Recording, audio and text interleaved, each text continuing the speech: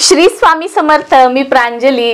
12 November रविवार, लक्ष्मीपूजन, दिवाळीतील सर्वात महत्त्वाचा दिवस आणि अगदी वर्षभरापासून बरेच लोक या तिथीची, या दिवसाची वाट बघत असतात. कारण या तिथीला, या दिवसाला ज्याही आपण सेवा करू, जेही आपण उपाय करू, स्पेशली लक्ष्मी प्राप्तीसाठी किंवा लक्ष्मीवर्धक ज्या वस्तू असतात त्या सिद्ध करण्यासाठी, विविध मंत्रांच्या, स्तोत्रांच्या सिद्धी प्राप्त करून घेण्यासाठी हा जो दिवस आहे तो अतिशय महत्त्वाचा मानला जातो. बरेच मोठे मोठे तपस्वी आहेत किंवा जे मोठे मोठे लोक आहेत जे सिद्धी वगैरे या सगळ्या गोष्टी करतात, तर ते लोक या दिवसाची वर्षभरापासून वाट बघत असतात.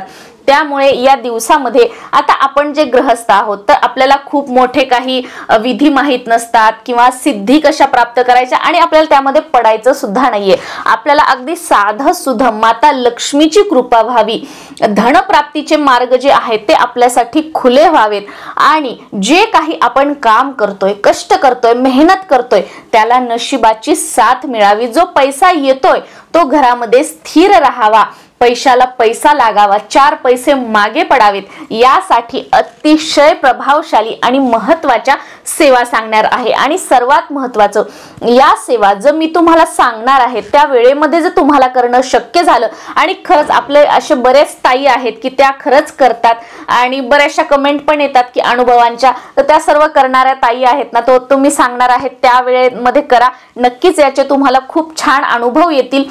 मी तुम्हाला सांगितलं नव्हतं आणि सांगणारही नव्हते, पण आता शेअर करते तुमच्या सोबत. मी व्यंकटेश स्तोत्राची बघा सेवा जवळजवळ मी धोंड्याच्या महिन्यामध्ये सुरू केली होती. तर आता मी काही दिवस मोजले नाही, मी आता जी सेवा सांगणार आहे ही करते. मी असं कोणत्या दिवसापासून वगैरे सुरुवात केली नाही की ही करत असताना मला तरी वाटतं की महिना झाला असेल अंदाजे. मी मोजलं नाही किंवा मी कोणत्या दिवशी सुरू केली मी हेही बघितलं नाही आणि मी काउंट पण करत नाहीये. जी आता मी तुम्हाला सेवा सांगते ना ही मी काउंट पण करत नाहीये. असाच मला म्हणजे व्यंकटेश स्तोत्राची सेवा करत करत हा भाव माझ्या मनामध्ये आला की मी हेही करायला हवं आणि मी ही सेवा करायला अशीच सुरुवात केलेली आहे. दिवस न मोजता किंवा मी किती दिवस करणार आहे काय काही माहित नाही, फक्त मी करतीये ही सेवा. कारण मी तुम्हाला नेहमी सांगत असते, आपण केलेली कोणतीही सेवा, कोणताही उपाय हा कधीही वाया जात नाही. त्यामुळे तुम्हाला या लक्ष्मी पूजनाच्या दिवशी, त्याचबरोबर तुम्ही धनतेरसच्या दिवशी सुद्धा ही सेवा करू शकता आणि तुम्हाला हवं असेल तर पुढे कंटिन्यू तुम्ही जे सांगणार आहे त्याच वेळेमध्ये पण करू शकता किंवा दिवसभरामध्ये तुमच्या वेळेमध्ये नुसार सुद्धा तुम्ही करू शकता. आणि जर पिरियड्स आले तर सेवा स्टॉप करायची आहे. मी पण करत आहे, जेव्हा आपल्याला पिरियड्स असतात तेव्हा सेवा स्टॉप करते आणि जेव्हा मग आपण सुतक असेल तेव्हा आपण ही सेवा करायची नाही. जर तुम्हाला पुढे कंटिन्यू करायची असेल तर आपल्याला काय करायचं आहे की रात्री 12 वाजता, आता मी व्यंकटेश स्तोत्राची सेवा करत आहे तर मी काय करते की सुरुवातीला व्यंकटेश स्तोत्राचं पठण करते. आता माझी सत्यनारायणाची पण सेवा सुरू आहे. आणि हो, सांगायचं अजून एक की माझं व्यंकटेश स्तोत्र जे आहे ते 108 दिवस पूर्ण झालेलं आहे. मी सांगायचं विसरले, मी काल परवाच म्हणजे चेक केलं होतं. 108 पूर्ण होऊन वरती काहीतरी दिवस झालेले आहेत. मी ते पूर्ण काउंट केलं जेव्हा मी खून करून ठेवली होती कॅलेंडरवरती आणि 108 दिवस झाले. आणि मी सत्यनारायण पण सुरू केले होते. मी सत्यनारायण मला वाटतं मी आपल्या श्रावण महिन्यामध्ये सुरू केले होते का पौर्णिमे कधीतरी सुरू केले होते, पण त्याच्यामध्ये बराचसा खंड पडला. कारण ही जी व्यंकटेश स्तोत्राची सेवा आहे ना ही रात्री 12 वाजता, याच्यामध्ये कसा खंड पडत नाही. आणि जेव्हा पिरियड्स वगैरे असतात तर माझे मिस्टर पण ही सेवा करतात, कारण आमचं कुलदैवतच ते आहे. त्याच्यामुळे घरातल्यांना सवय आहे या सेवेची. पण सत्यनारायण कोणीच करत नाही, तो मलाच करावा लागतो. त्याच्यामुळे मग कुठे बाहेर गेलं तर तो राहून जातो, पिरियड्स मध्ये ते 4-5 दिवस राहून जातो. असं करून त्याच्यामध्ये थोडासा म्हणजे गॅप पडलेला आहे, तो थोड्या पुढे चालत राहील. पण व्यंकटेश स्तोत्र झाला आहे तर रात्री 12 वाजता सुरुवातीला 21 वेळा व्यंकटेश स्तोत्र आपल्याला म्हणायचं आहे. तुम्ही संस्कृत म्हणू शकता किंवा तुम्ही मराठी म्हणू शकता. मी पर्सनली संस्कृत म्हणते आणि आमच्या घरामध्ये पण सगळे संस्कृत म्हणतात. तर आणि त्यानंतर आपल्याला काय करायचं आहे की 16 वेळा श्री सूक्तम म्हणायचं आहे. श्री सूक्तम कसं म्हणायचं की फलश्रुती म्हणायची नाही.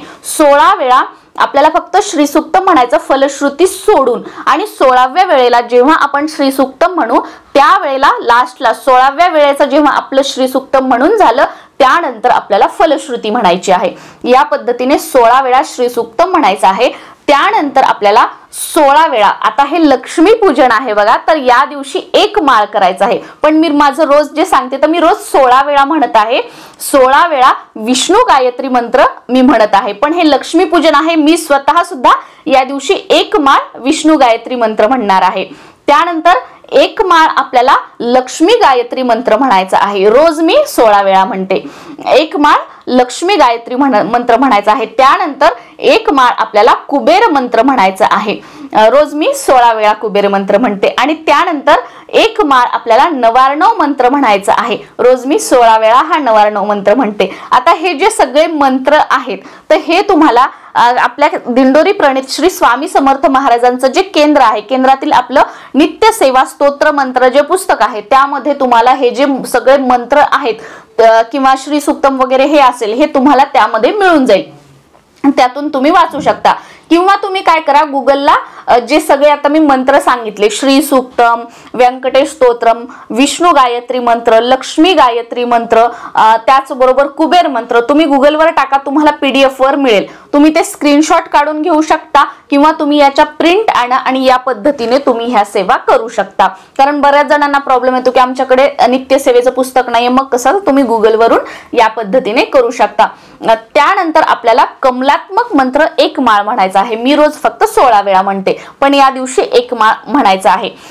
तर या पद्धतीने या ज्या सेवा आहेत त्या मध्यरात्री 12 वाजता आपल्याला करेक्ट 12 वाजता सुरू करायच्या आहेत. ते त्याच्या पुढे चालू राहतील, ते चालू राहतील. आता मी रोज 12 वाजता या सेवेला सुरुवात केली तर मला झोपायला रात्री 1:20 माझ्या पूर्ण सेवा होतात. कारण आता महिना होतोय तर मला टायमिंग एक म्हणजे लक्षात आलाय की 1:20 माझ्या सेवा सगळ्या ह्या ज्या आहेत त्या पूर्ण होतात. 21 वेळा व्यंकटेश स्तोत्र, 16 वेळा श्री सूक्तम फलश्रुती सोडून 16व्या वेळी फलश्रुती, त्यानंतर 16 वेळा विष्णू गायत्री मंत्र, 16 वेळा लक्ष्मी गायत्री मंत्र, 16 वेळा कुबेर मंत्र, 16 वेळा नवार्णव मंत्र आणि 16 वेळा कमलात्मक मंत्र. या पद्धतीने 12 वाजता सुरू केलेल्या सेवा या रात्री म्हणजे मध्यरात्री 1:20 माझ्या संपतात.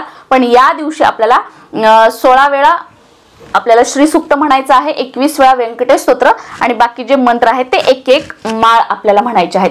आता तुम्हाला मध्यरात्री शक्य नसेल तर तुम्ही दिवसभरामध्ये तुमच्या वेळेनुसार तुम्ही ह्या सेवा करू शकता.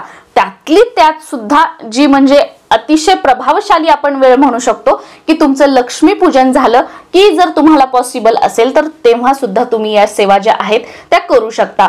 आता तुम्ही पहिल्यांदाच करताय तर एवढ्या सेवा तुम्ही एकत्र कराव्यात का, असं काही नाही. दिवसभरामध्ये तुम्हाला जेव्हा जेव्हा शक्य होईल तेव्हा तेव्हा तुमच्या वेळेनुसार तुम्ही करू शकता. आता मला ही सवय झालेली आहे किंवा आपल्यापैकी रेग्युलर ज्या सेवा ताई करतात त्यांना पण सवय असेल तर आपण सर्वांनी हे एकदाच केलं तरी चालेल. बाकी ज्या ताई नवीन आहेत किंवा दादा आहेत एकाच वेळेला नाही करू शकणार, तुम्ही तुमच्या वेळेनुसार करा. शेवटी काय, आपला भाव महत्वाचा आहे आणि आपली तळमळ ते आत्मीयता महत्वाची आहे. त्यामुळे कसंही करा पण या दिवशी या सेवा करण्याचा प्रयत्न करा किंवा यातील जी काही आपल्याकडून सेवा घडेल ती अगदी मनापासून करण्याचा प्रयत्न करा. 16 वेळा श्री सूक्तम नसेल फक्त 3 वेळा श्री सूक्तम म्हणा. 21 वेळा व्यंकटेश स्तोत्र म्हणणं शक्य नसेल फक्त 1 वेळा व्यंकटेश स्तोत्र म्हणा. आणि तो जो मंत्र आहेत सगळे सांगितलेले ते अगदी 16 वेळा म्हणा. अशी सेवा केली तरीही चालेल. काहीही न केल्यापेक्षा काहीतरी केलेलं बरं. याप्रमाणे श्री स्वामी समर्थ.